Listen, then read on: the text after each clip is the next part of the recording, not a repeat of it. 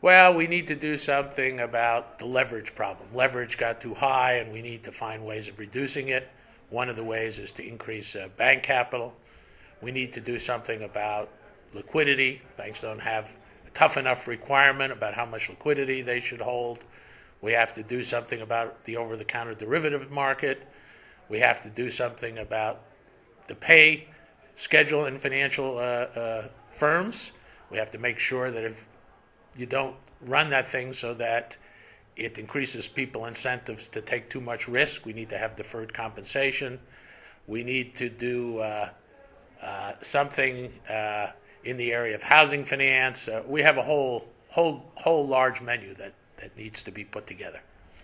And what three questions do you think should be debated before the London summit? Well, I think if you do some of these financial sector reforms, you don't want them to interfere with recovery. So you want to agree on them, but not implement some of them right away.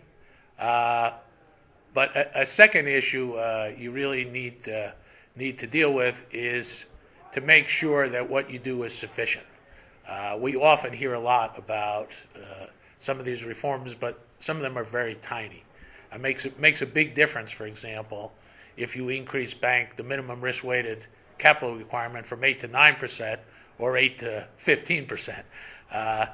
There have been so many problems in the run-up to this crisis that we really need a quite substantial and wide-ranging reform. So that's very important. Another issue we have to get to, and this I would say the third question, is we have to get at these global imbalances where we've gotten a lot of capital inflows into countries, and that's lowered interest rates, particularly the long-term interest rate, which has encouraged people and firms to overborrow. So we need to do something about that global imbalance problem as well.